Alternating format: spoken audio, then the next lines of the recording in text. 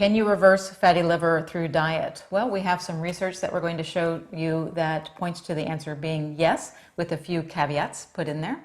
And we're also going to share with you how you can test for fatty liver to see if the dietary changes that you are making are helping the problem.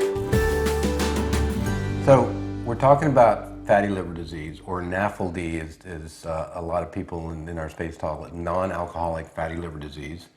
It is liver disease that is, like the name states, it does not result from alcoholism, which is historically kind of where we always thought that liver disease came from, at least to the extent where you could see this fat in the liver. So what happens is, everything that comes into your body has to go be processed through the liver, dietary fat, and also the fat that the liver will actually make from an overconsumption of sugar, fructose, those types of things.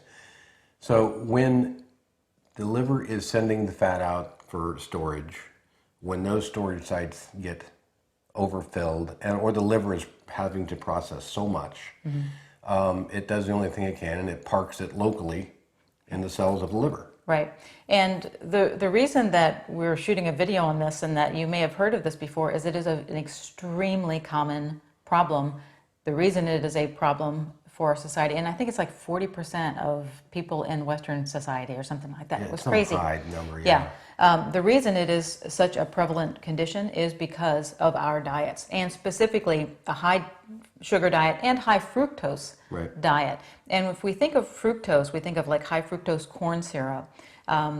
This is, in my opinion, the reason that we're seeing fatty livers in children as young as 5 years old, because high fructose corn syrup is the prominent ingredient in regular soda.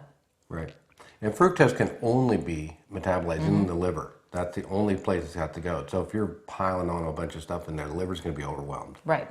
Right. And so what we wanted to investigate is, can this condition be reversed? And according to the research that we have, and actually I'll be honest, they fall short of saying it can be reversed in most of the studies. They kind of dance around the idea. Yep. But in this study done in 2015 that looked at all of the different research out there, their conclusion was that simple steatosis has a benign course and can be reversible, which is very clear. Steatosis simply meaning the fat deposits in your cells. That's all that means. And we're talking about early detection of this fatty liver disease. If it goes on for a long time, it does get to a point.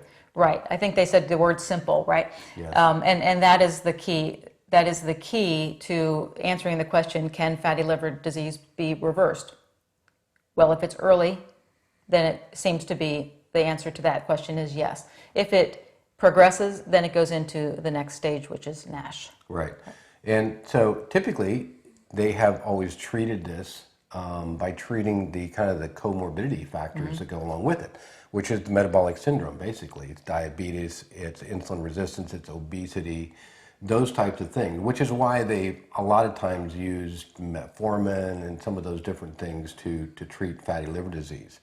But we know that metabolic syndrome can be very successfully treated with diet and exercise. Sure, certainly. I guess you would be living proof of that. There we go. Yeah. Well, and it makes sense that all of these conditions are related because they are all obviously related to our diet. And in fact, this study we found showed the comparison of diabetic medications like metformin, I think you mentioned, compared to diet and exercise for the treatment of fatty liver, and they found that diet and exercise was actually more effective. Right.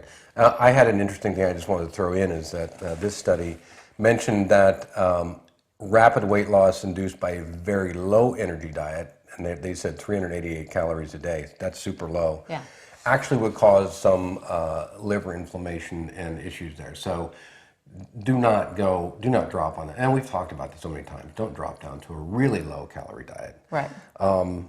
But we should talk a little bit about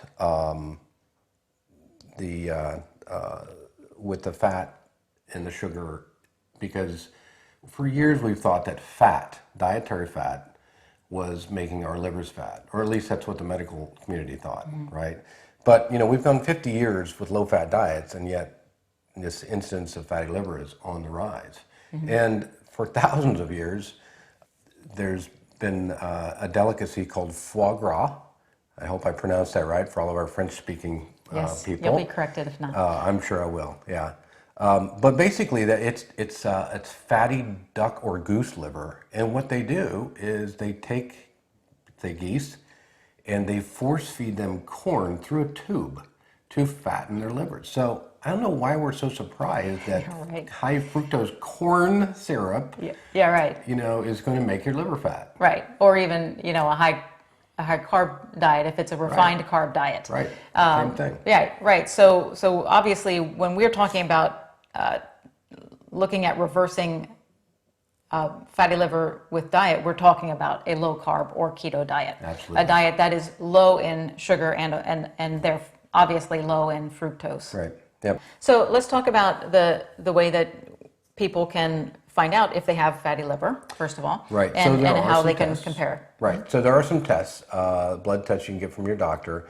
One is uric acid, which is very, very indicative of what's going on with your liver. Interestingly enough, fructose will really raise your uric acid, which can also then raise your blood pressure because it inhibits the production of nitric oxide and some of those things that help your endothelium.